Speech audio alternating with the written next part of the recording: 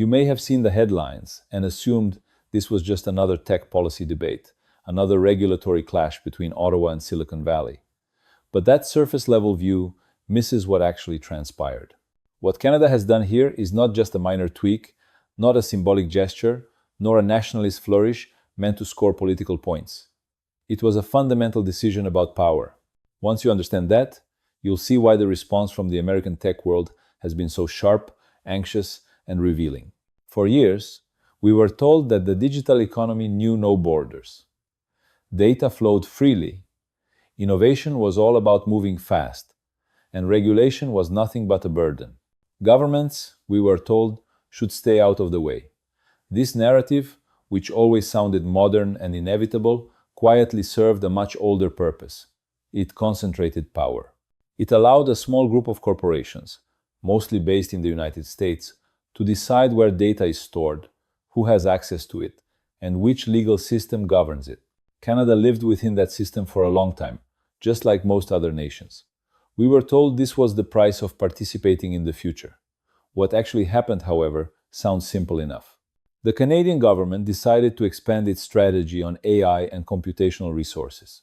They committed public resources to domestic data centers, Canadian-managed cloud infrastructures, and homegrown artificial intelligence companies. But there's a catch. Access to this new infrastructure comes with conditions. Data generated within Canada will stay under Canadian jurisdiction. AI workloads won't automatically default to foreign tech giants. If global tech companies want to access this infrastructure, they must comply with Canadian laws, standards for privacy, and oversight. On the surface, this looks like a focus on investment, innovation, and jobs areas often highlighted in these kinds of announcements.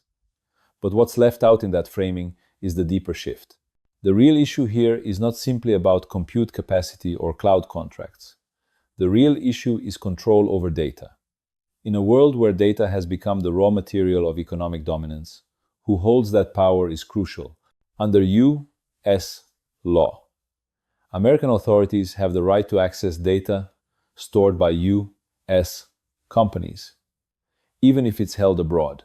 This reality has always made other nations uneasy, especially those that pride themselves on valuing sovereignty and privacy. Canada, it seems, no longer wanted to live with that contradiction. This shift didn't come out of nowhere, it's a response to mounting pressure.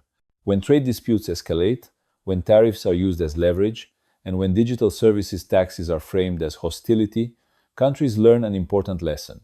Dependence makes them vulnerable. If your critical systems, healthcare, energy, transportation, and public research run on infrastructure governed by another state, you are not truly in control of your own economy. You are renting the future from someone else. Looking at who benefits from the old system makes things clearer. Large platform companies enjoy scale, data aggregation, and legal reach. Financial markets reward this concentration, and governments hosting these companies gain geopolitical leverage without having to pass a single law. But who bears the cost? Smaller domestic firms are locked out of access to compute resources. Workers' productivity is mediated by tools they can't audit. Citizens' data becomes a bargaining chip in global disputes they had no say in. So when Canada partners with domestic AI firms and builds its own sovereign cloud infrastructure, this is not an anti-tech move. It's about rebalancing the power. It's saying that innovation does not require surrendering control. It's showing that public investment can shape markets, rather than merely subsidizing monopolies. And it's revealing just how fragile the dominant narrative really was. If borders truly didn't matter, Silicon Valley wouldn't be so anxious.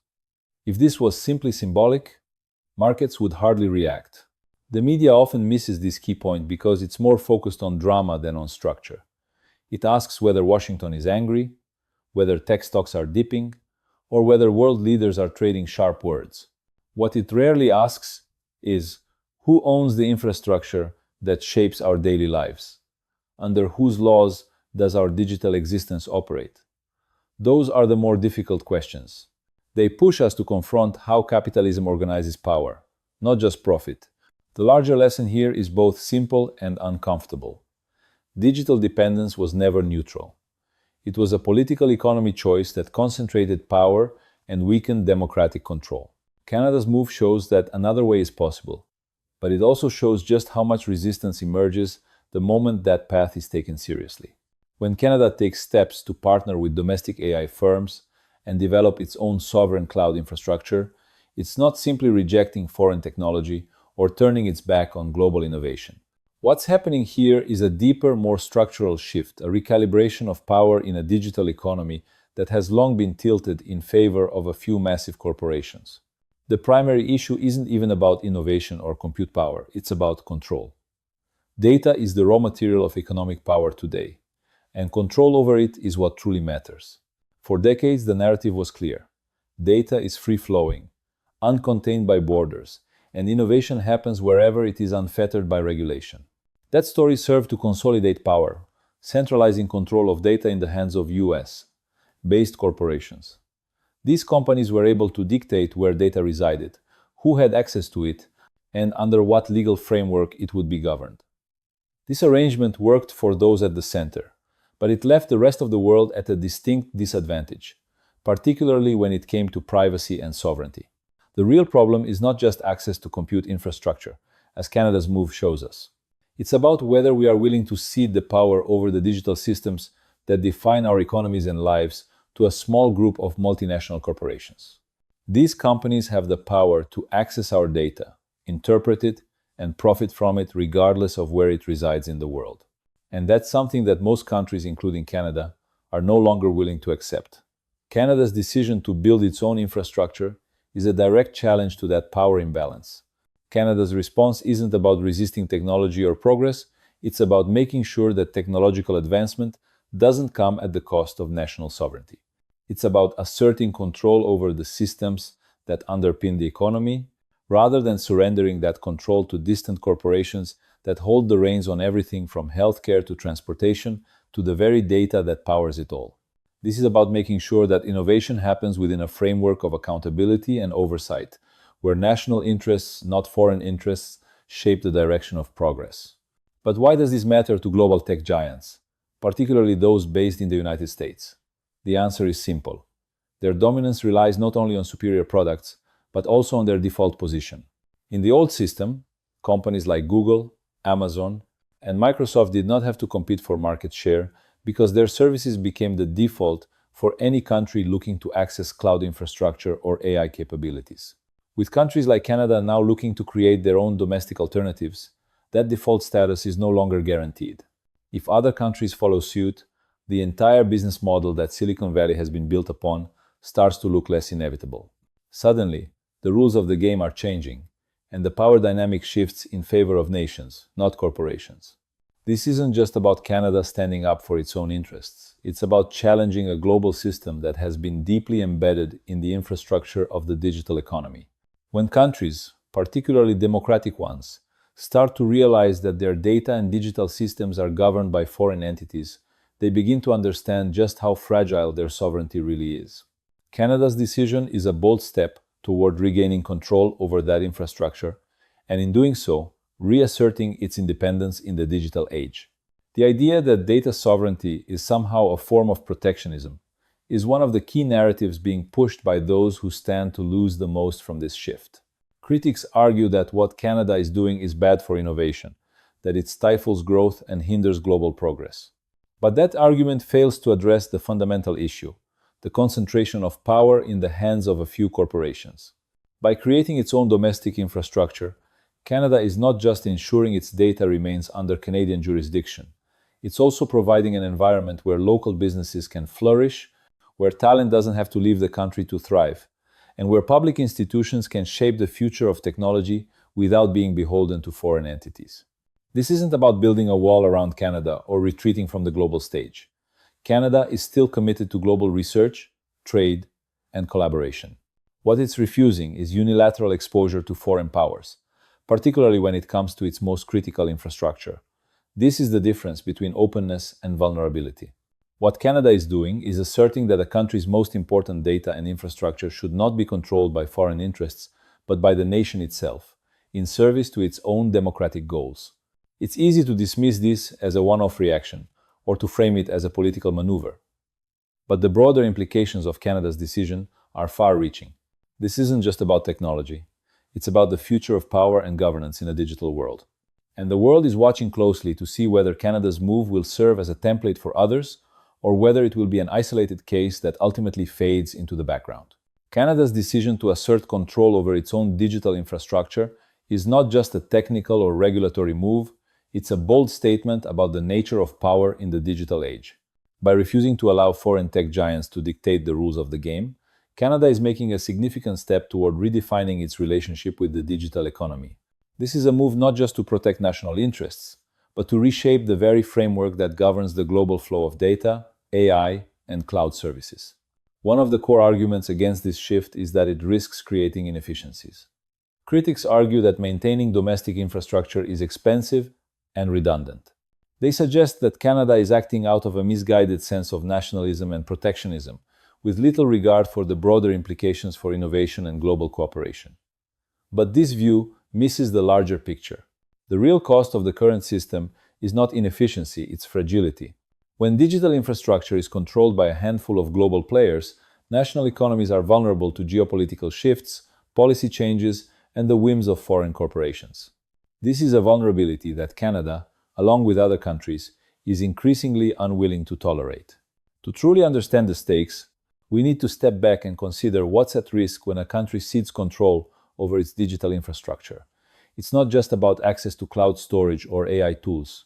It's about the broader implications for democratic governance.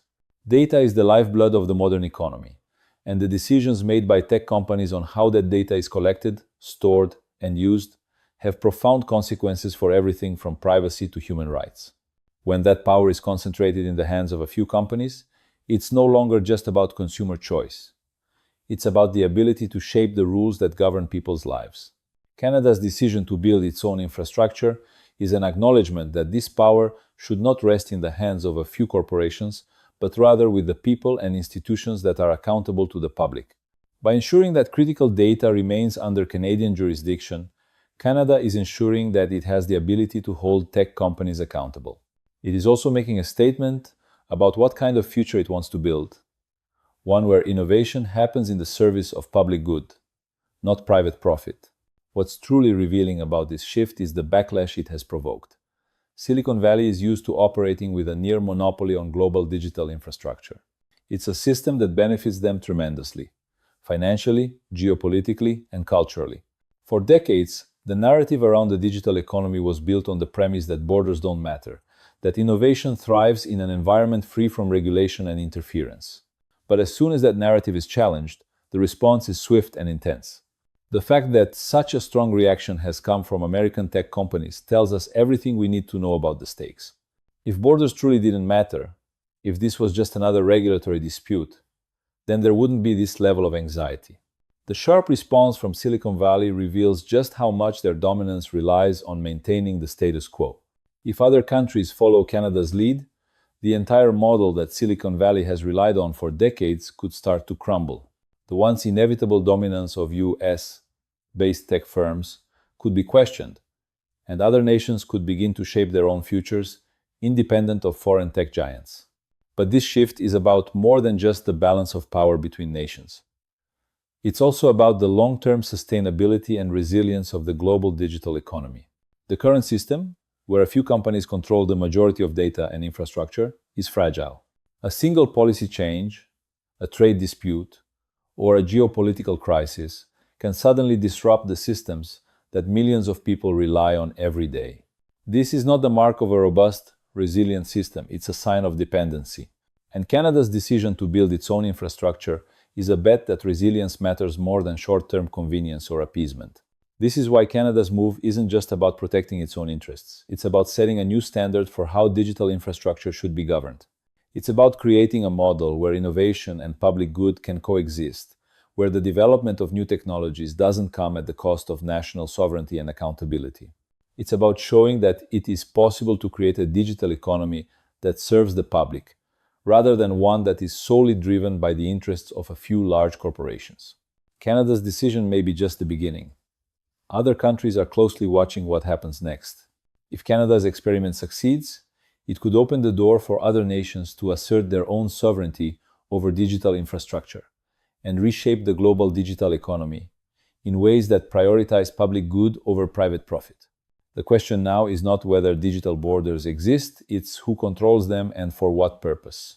As Canada's decision unfolds, we are seeing a shift that challenges the very foundations of the global digital economy. What's at stake here is not just who controls the data or how AI infrastructure is built. It's about redefining the relationship between governments, markets, and the public in the digital age. By choosing to invest in its own domestic AI infrastructure, Canada is taking a bold stance against the prevailing narrative that innovation can only happen within a global, borderless market controlled by a few tech giants. But more importantly, it's asking a crucial question: who benefits from this system and who bears the cost? The critics of Canada's move often focus on the potential inefficiencies of building local infrastructure. They argue that Canada's move could lead to higher costs and less competitive AI services. But this view overlooks an important point. The real cost of the current system is not inefficiency, it's fragility. Relying on foreign-controlled infrastructure means that a country is constantly vulnerable to the decisions and policies of corporations that operate under different legal regimes. A policy change in a boardroom, a shift in geopolitics, or a regulatory move by a foreign government can disrupt critical services, leaving citizens and businesses exposed. This is the kind of vulnerability that Canada is trying to avoid. To understand why Canada's decision is so important, let's consider the broader implications of control over data and infrastructure. When data is controlled by foreign entities, that power extends beyond just business concerns. It becomes a matter of sovereignty. Who controls the servers that house a country's data? Who sets the terms for privacy, security, and accessibility?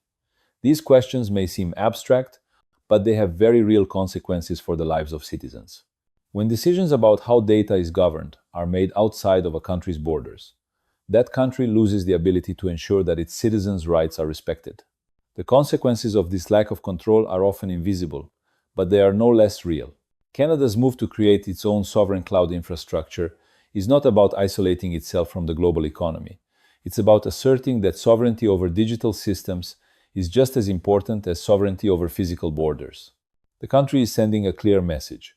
The digital infrastructure that shapes daily life cannot be left to foreign corporations that may not have the public interest in mind. Instead, it must be governed by laws and standards that are accountable to the people who rely on it. One of the most important aspects of Canada's decision is that it empowers domestic businesses, researchers, and public institutions. When a country is dependent on foreign infrastructure, its local companies are often at a disadvantage. They are forced to rent resources from global platforms that set the terms, raise prices, and can even restrict access due to political tensions.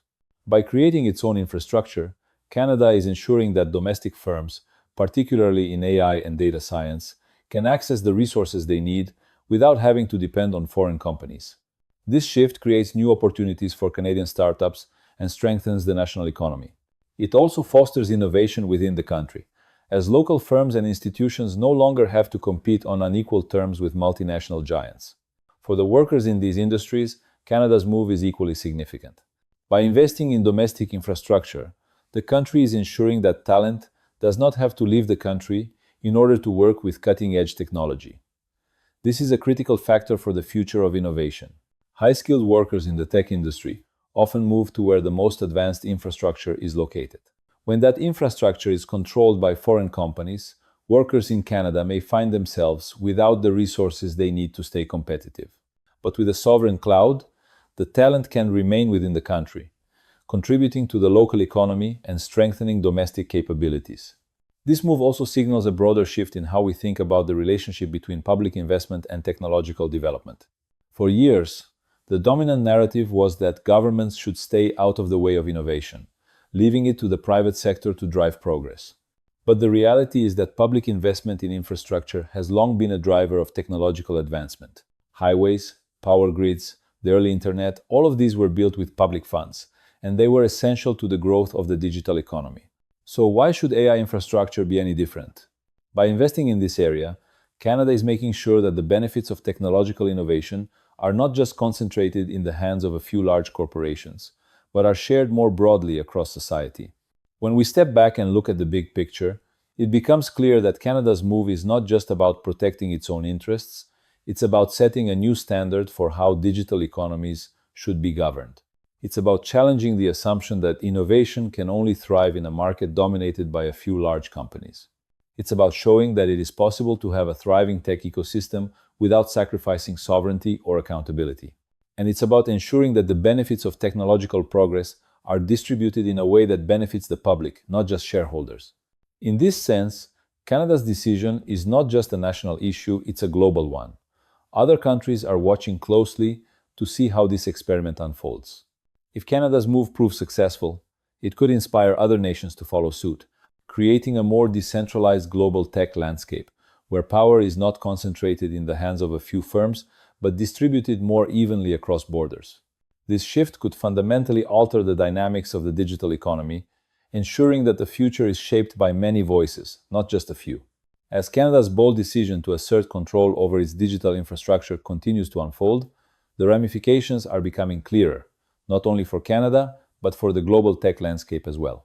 By investing in its own sovereign AI infrastructure and rejecting the idea that the digital economy should remain dominated by a few multinational corporations, Canada is setting a crucial precedent. But what's truly at stake here is not just the future of Canadian innovation, it's the future of how we, as global citizens, define and manage power in the digital age. At the core of this shift is the idea of digital sovereignty, who controls the infrastructure that powers our economies, societies, and personal lives. As digital services become increasingly integrated into every facet of life, from healthcare to education to transportation, the question of who governs these systems becomes even more pressing. When foreign entities, particularly large tech corporations, control the very infrastructure that underpins these systems, they hold tremendous power not just over the data they store, but over the rules and policies that govern its use. Canada's decision to build its own infrastructure isn't an attempt to wall itself off from the world. It's about asserting that sovereignty over digital systems is just as essential as sovereignty over physical borders. By ensuring that its critical data remains under Canadian jurisdiction, Canada is taking the first step in reimagining how digital economies should operate. This isn't about rejecting technology. It's about ensuring that technology serves the public good rather than private profit. It's about showing that it's possible to innovate while also protecting the public interest. What makes this shift so powerful is the challenge it poses to the dominant narrative of the global digital economy. For decades, we've been told that borders don't matter when it comes to data, that innovation must be unfettered by regulation, and that governments should stay out of the way. But Canada's move forces us to ask uncomfortable questions about whose interests are really being served. The tech giants who dominate the global digital economy have long enjoyed the privilege of operating with few regulations, reaping the benefits of economies of scale, data aggregation, and geopolitical leverage. But this concentration of power has come at a cost. Smaller firms are locked out, workers' productivity is controlled by tools they can't audit, and citizens' data is treated as a commodity to be used in global bargaining. Canada's investment in domestic AI infrastructure represents a shift toward a more equitable and resilient model of digital governance. It's about ensuring that the benefits of technological innovation aren't just concentrated in the hands of a few global corporations, but are distributed more fairly. It's about making sure that local businesses and workers have access to the resources they need to thrive without being beholden to foreign interests. And it's about creating a future where technological progress aligns with democratic values and public accountability. The backlash to Canada's decision is to be expected. Whenever power structures are disrupted, there will always be resistance. Critics argue that building local infrastructure is inefficient and costly, but this misses the larger point. The current system, with its reliance on foreign-controlled platforms, is fragile. It makes countries vulnerable to geopolitical tensions, policy changes, and corporate decisions that are beyond their control. The cost of maintaining this status quo is hidden but real. It's paid by smaller domestic firms, by workers whose jobs are mediated by opaque algorithms, and by citizens whose data is governed by foreign laws they didn't vote on. Canada's move is a bet that resilience and sovereignty are more valuable in the long run than short-term convenience or appeasing global tech giants.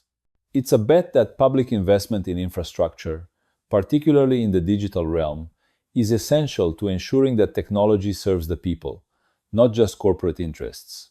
And it's a bet that other countries will follow suit, realizing that the digital economy doesn't have to be dominated by a few large corporations. Instead, it can be a space where innovation and public interest coexist, where data sovereignty is respected, and where national priorities guide the development of critical technologies. As this story continues to unfold, it's clear that the larger question is not whether digital borders exist, but who draws them and for what purpose.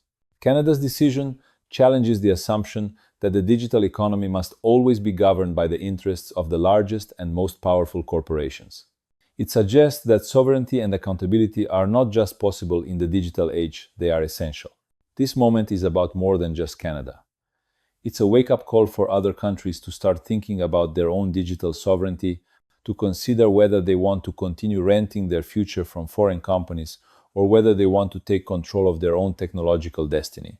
And as we watch this story develop, we must ask ourselves some hard questions. Who controls the infrastructure we depend on every day? Under whose laws does our data live? And how can we ensure that the digital economy serves the public good, not just private interests? In the end, this is not just about technology or business. It's about power. It's about who gets to define the rules of the digital economy and how those rules affect our daily lives. Canada's decision shows that it's possible to take a stand and reclaim some of that power. But it also shows just how much resistance will come when those in power are challenged. This is the real story. Beneath the headlines, the story of how power, once concentrated, can be challenged, reshaped, and ultimately redistributed.